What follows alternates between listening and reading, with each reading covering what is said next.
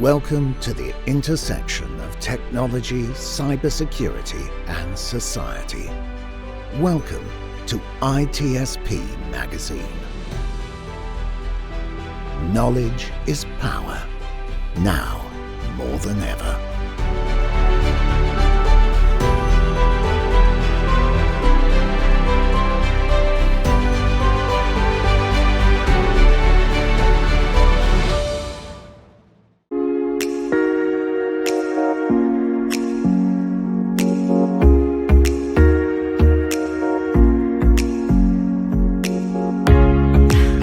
Welcome everyone, kicking it off today by welcoming you back for our latest season of Two Cyber Chicks. So we felt that today's episode, we'd just be sharing with you guys like what we've been up to. Jax and I obviously took a little bit of a break and you haven't heard from us in a while. And so wanted to talk a little bit about that. We're super excited to be back, obviously, and ready to bring you some hot new content, and also talk about some season updates on what you can expect on this latest season. So Jax, let's just kick off the conversation. Let's get to the real deal stuff. Like, let's talk about our break. Man, we talk about this stuff here on the show. We talk about mental health. We talk about burnout. We talk about prioritization, work-life balance. It was time to practice what we preach. Yeah, it was. Yeah. And I think maybe some of the listeners, if you're close to me, you knew that I was definitely burnt out. I was girl, I was burnt out November, October of last year. And we just kept pushing and pushing. And you and I just talked, and it was nice because we were both on the same page. Like, you were like, I will support you with whatever you need. I was going through a lot of school at the time, and that was compounding with a whole bunch of other challenges at work. Because we all know we have those ebb flows where you have the great team, you have the great contract, and then sometimes you don't in the world of consulting. And it was a lot. And, I was going through health issues at the same time, and I needed the tactical pause. And then you had a reconstructive surgery when was that again? August? And so it was a 2-part surgery. And it was, first part of it was August. Second part was in October. And y'all, I was immobile for 12 weeks. And unfortunately, this was my second time going through it. This was one leg. One leg I had already done. I was realigning the bones on my other leg. Not to get into it too much, just a genetic growth deformity that, had to happen. So losing your ability to walk, losing your ability to do a lot of independent activities, it takes a toll on you emotionally, mentally, obviously the physical, but, you don't think about all the other things that it compounds with. And, trying to have a full-time job while you deal with these health issues, Jack's like, and putting it into perspective, right? Like, you and I just happened to be at that same place where we realized, like, you know what? We are here for each other. We're a great support system to one another. And we knew and we recognized what each other was going through. And it was one of those times where I hope you all of our listeners out there, I hope that you have a safe spot, like, to have these types of discussions. I hope that you have a community and a circle of people that will hold you accountable, that will give you that kind of real life, hey, are you doing okay? Are you, how are you managing all of this? Like, are you taking care of your needs? And just kind of giving you that wake-up call that some of us sometimes need, because when you are high achievers, when you are so productive, when you are used to managing such a busy load, sometimes it is hard to take that break and to know that you need that break. So I'm very grateful to you, and I'm grateful for all of the rest of our community for, having those tougher conversations and being able to hold each other accountable and being there for one another while we do go through those ebbs and flows of life. Yeah, and we definitely need to give a shout out to Marco and Sean of ITSP Magazine, because they were super supportive when we communicated with them that we needed to take a pause. They were literally not even a question about it. They were like, however we can support you. Whenever you guys are ready to start doing content again, you guys might notice that, and if you're hearing this and you don't know that you actually can see us now because we're doing video, that's one of the changes that we've done. But they were really flexible with us. They even said if we didn't want to do video, like we didn't have to, but we felt that this would give you all a better experience to connect with us and everything. But overall, the experience I felt was really positive, taking the pause. And I think for me, and I won't speak for you, but I think for me, that was the first time in my career where I was really like, okay, I have so much on my plate right now, and I can't do this. And some things have to come off. And I was live streaming on my other show at the time. And that was one of the Jax was doing too much. Yeah, I was like way too much. And I felt like a failure at first that I had to stop live streaming my other show. But I can tell you now, looking back, actually saying no and not doing the live streams, I was doing multiple shows a week and then doing this, but actually saying no and setting boundaries for myself, not even just for others, was one of the healthiest things that I could do for my mental state. But I will be very transparent with everybody on here and let you know, even though I pulled all of those things off of my plate, I was extremely exhausted when I went into my final year of school and my capstone. And Erika knows there were just days that I just had to just show up, and my 75% was going to just be my 100% that day. And that's just what it was. Yeah. And you and I had those conversations all the time. It was like, I have this paper to finish. I have this project that's going this way. I have this like other group thing that's going on and it's not going super well. And I got to figure all of this out. And then it's like a last minute scheduling issue comes up with a client. And then there's a client issue that blows up, and it's this like overwhelming. And if you're listening to this and you've been in a burnout stage before, like, once you've already let the burnout hit, you're already in a different place. Like, we're resilient. Jax, you're resilient as all get out. Like, we know this. Like, I will say that I think I'm pretty dang resilient as well. Yeah, you are. And when it comes to being in that place of burnout, like that level of like tolerance, like it's a different threshold because you already are exhausted. And so like, think about like your body is able to, withstand like this much pressure on like, on a regular basis, or that threshold is different for everybody. Right. But you tack on a little bit more, a little bit more, a little bit more. And what's important to know is like, where's your starting point? So if you're in burnout, your starting point for that threshold is already higher. So you have a smaller window to kind of fill. And so that gap is easier to fill. You're already there. And like, there's no time for you to kind of like decompress and bring that level back down for you to be able to take on all of this additional stress or work or time spent. And then like being the way that we are, it's tough to not give your 100% when you're so used to only wanting to put your best foot forward. And so I remember you and I had so many conversations around like, you know what, Jax, it's okay to submit it as it is. Like, Yeah. You've worked on this thing plenty. I guarantee you the majority of your classmates did not overthink this assignment, did not spend as much time. Everybody's working professional. Like, Right. It is okay to just submit it at what you said, like your 90%, whatever, whatever that percentage was. It's like, it's still better than a lot of other people's 100, 150%. So got to give ourselves grace. And I think sometimes when we're like in the thick of it, it's hard to know how to give ourselves grace. And so that's why like that accountability function is just so important in your life. Yeah. And we definitely hold each other accountable. We have those candid conversations when we think the other person needs to pull back or do less. And you went through a lot in this past year. Like, you had a lot, you went through the multiple surgeries and a lot of other things that were happening in your life. And I'd love to share, if you would, with the listeners some things that you did that helped you overcome that, because you are extremely resilient, but resiliency, like it doesn't just happen. You have to have like tools in the toolkit to help you with that mental health journey. So can you share some of the things that you do that help you maintain even through burnout?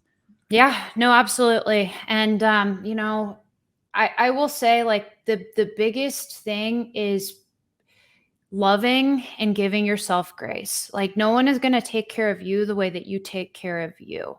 And so that's something that I had very clear, like going into this phase, or season, whatever we want to call it. Like I knew it was going to be tough. I was like almost like gearing up for battle, and when you know that like things are happening in your life where you already are feeling like the shakeup and you're feeling like, something big is brewing. Like I remember letting it was in June of last year when my leg completely gave out, and like one day after another I was back in a wheelchair. And that to me was like devastating. And so I was managing work. I mean, majority of the people that I work with like had no idea. A lot of people in my life, like, my close friends and family, like they knew that I had this condition. And it was like, oh gosh, here, preparing for another surgery. So, I mean, honestly, like I started the prep work. I started the hard work early on. And that's like the biggest advice that I can give. It's like, as soon as you start to feel whatever feelings of overwhelming, whatever feelings that you feel like you can't just brush to the side, like you got to tackle those things head first. So, I mean, I asked for help. Like I was pretty explicitly clear with like everybody in my life on like what I needed in that season. Like I remember Jax, I was like, hey, I'm going to need you to like remind me X, Y, and Z. Like these are things that I know I'm going to need to hear.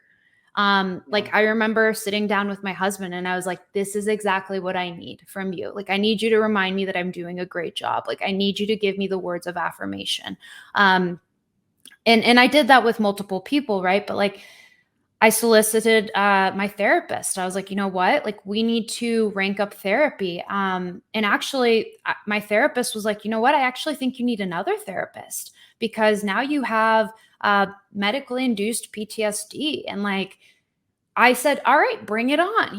Let's double up. Let's do what we need to do. And I will try it out. So, like, being open minded is another thing. It's like when someone gives you different tools or tips, like, it doesn't matter how much you've been through in life. Like, everybody has a different perspective. Everybody has a different story. Everybody has different things that work for them. Mm-hmm. So I know some people that might be listening are like, you know what? I've tried therapy. It doesn't work for me. That's fine. Find whatever works for you and your coping mechanism. So for me, journaling helped, right? Sometimes honestly, journaling didn't help me in other seasons of life, right? Yeah. But journaling helped me this way. Like I wrote myself reminders. I wrote myself letters. I wrote myself encouraging notes. I had really nice like notes and words of encouragement from a lot of my loved ones. And I made like a box, and this was like my gratitude and happy box that anytime I know you remember that box. I mean, anytime that I had a moment of like, when I felt myself getting into that dark place, like I would pick that up. And I would just self-soothe and find the tools that I needed. And I think the biggest thing that all of us can do is just remind ourselves that like we are human, that everything that you go through, it is heavy, right? Like things that you'll experience in life are heavy, but like you're never alone, and people are there and want to genuinely support you. Just sometimes they don't know how. And so the biggest like advice that I can give is if you're going through a hard time, like ask people and let them know what like exactly you need, or if they have tools, or if they have tricks and tips, like whatever it is, like be open-minded about it. Give it a shot. Don't just, poo-poo it. Say, that sounds like something I wouldn't want to do. So Jax, I'm going to ask you the same question. Cause I mean, I know that, there were some moments where you were like, am I going to make it to the end of school? Am I going to get there? Even when we were like a month out, I remember the countdown was going to graduation, and that last final stretch. I mean, that was that was rough, and you were managing a huge workload, not to mention just like life in general. So I want to kind of ask you the same question. Beyond what I said, you know, what other things do you feel like would be helpful for our listeners if they are, you know, listening to this conversation, it resonates with them, and they, you know, they want some tools in their toolkit? The first thing that came to mind when you were asking me that question, and this might get some people being like, what? But not drinking alcohol. And you know that I have like almost completely, I'm not sober, like in the aspect that I'm never going to drink again. But starting in the last 2 years, I've slowly like drank less and less every year, where I maybe have 1 cocktail, 2 cocktails a month, maybe. And now it's even getting less than that, where it's 1 or 2 every like 2 or 3 months. And so that was the first thing that came in, because for me, what I had realized that, and I realized it obviously a couple years ago, was that alcohol was putting me into this just overall depressed state, mentally, just energetically. And for me, when I was getting into feeling extremely, because that was probably the most burnout I had ever felt in my life. Like I would never do that ever again. Full-time school, full-time work, also in the military, also like my Jax Act and all the other responsibilities. It was just too much for any human being to ever do. And I know people do it, but it was too much for me. And so for quality of life, living and everything, but not drinking was like extremely helpful. And then on top of that, making sure I got outside and walked and I connected with nature. You know, I tried to hike as much as I could every weekend. I would go, like, my thing was 8 to 10 miles of hiking and then come back and, you know, eat healthy food. And for me, I didn't journal during this time. I haven't journaled in a while because I was so exhausted that the thought of even journaling and meditating I couldn't do. But what I did do is I ensured that I even stopped listening to podcasts because I was so overwhelmed. But what I did is I made sure that I listened to like calming music, jazz music, things like that, that would calm my nerves throughout the day versus, you know, R&B or listening to a book, because I was on information overload. So if anybody's listening and you're in that place where, because cybersecurity is a field where it can get information overload, sometimes it's okay to just stop. But I would also encourage, look at your lifestyle. Because your body, if you're not living a healthy lifestyle, even if that's 1 or 2 drinks a night and you're drinking on the weekends and you might be struggling with burnout, alcohol exasperates burnout. Like, I would encourage, if you're listening, try not to drink for a few weeks. It takes 2 to 3 weeks for the brain to start healing. Give your body time to heal so it can support you in the best way possible. I think that was the biggest thing that I did in this journey. It helped. I was still burnt out. I told my boss the other day, he asked me how I was doing, and I went, I'm still really burnt out. Like, just to paint a picture for listeners, because Erika knows this, like, I would work some days, you know, 8 at a minimum, but typically 9 to 10 hours a day. I would have to stop, or I'd probably work more. And then I would have to go into school, and I would do between 3 to 4 hours of school every night. And I would make myself typically stop around 9 or 10 o'clock. And then I would get up the next day at 6 a.m. and I would start the process over again. And then weekends, I would do 20 plus hours of school. And this was perpetually happening.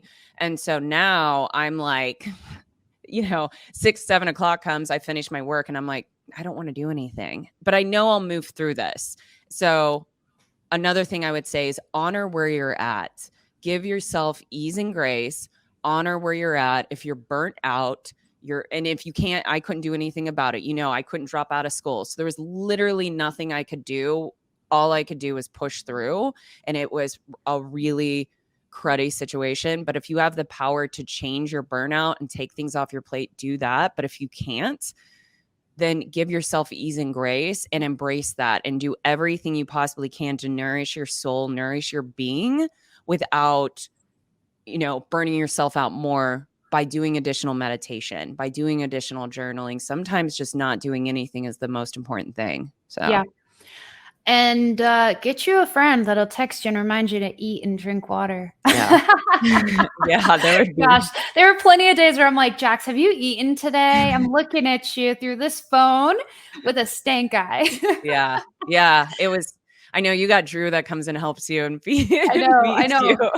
Drew is a saint. Shout out to Drew. I mean, my husband literally made sure I was eating, even like to this day. Yes, I'm mobile and everything, but like if I'm in Zoom meetings all day, he brings me food, makes sure I eat. So I got to do the same thing for Jax. I'm like, hey girl, have you eaten? Yeah.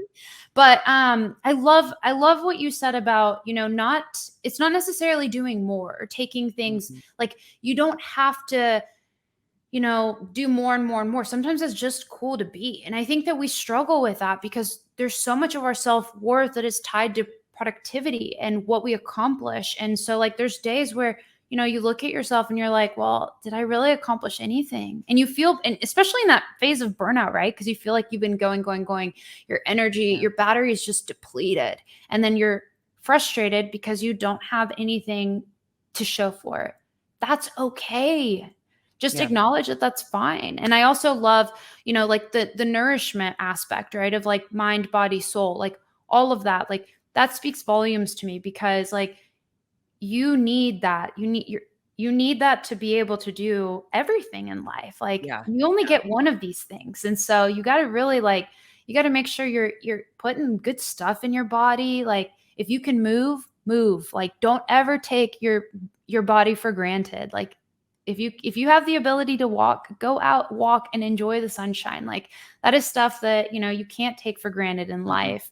And then I really hear you on like the burnout of information because I also felt that way. During the 12 weeks of immobility, when I went through this surgery in 2021, on my first, the first leg that I did, I was super productive, if you remember. And I was like, you know what? I'm going to read so many books. I can't even tell you how many books I read. I studied. I mean, I was just like, if I'm going to be a busybody, I'm stuck here anyway. And I did not want to watch TV. I did the opposite this time. I was like, I'm going to do as little as possible. I'm going to take care of my mental, my emotional state, and I'm going to just pour as much love into myself as I can. And those were two different recoveries and two different experiences. And you know what? One can be good at one point, one can be good at the other. It's just like listening to yourself and adjusting and being flexible and open-minded. Yeah. And another thing to note too is on the second recovery, the one that you pulled back, you took time off from work. Yeah. The other one, you didn't take any time off at all. And she actually, that's what I was like, because I know that was a hard decision for you. Yes. So tough. Yeah.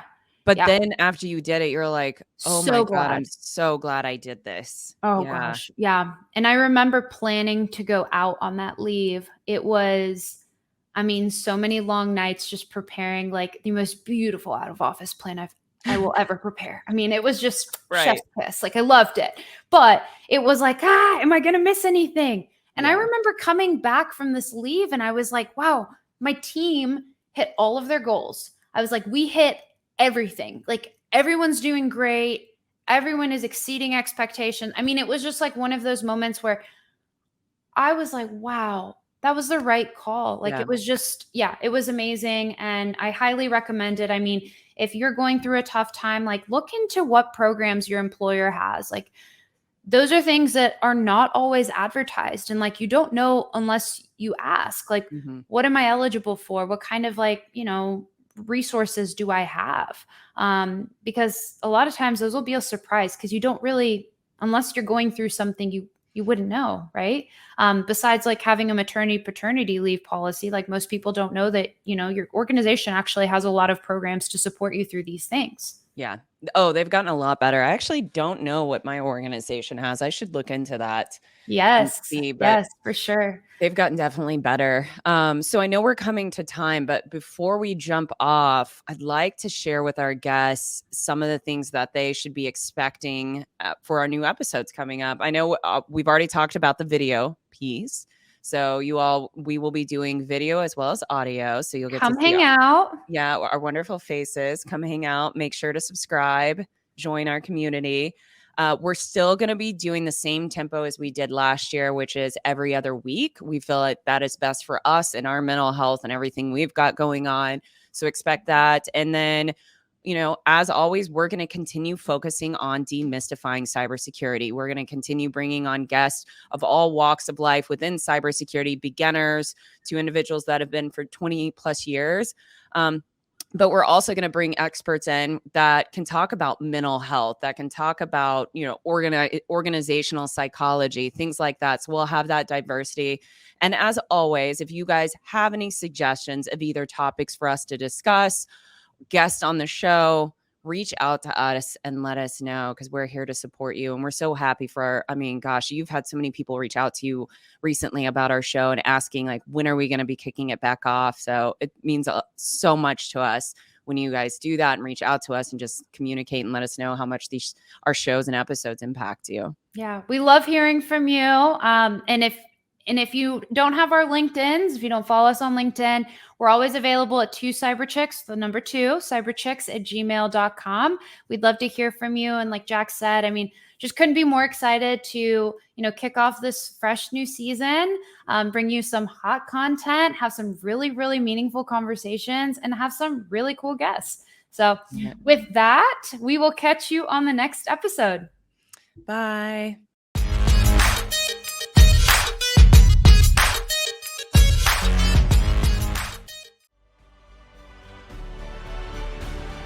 We hope you enjoyed this conversation. If you learned something new and this story made you think, then share ITSP Magazine with your friends, family, and colleagues. If you represent a company and wish to associate your brand with our conversations, sponsor one or more of our columns. We hope you will come back for more stories and follow us on our journey. You can always find us at the intersection of technology, cybersecurity, and society.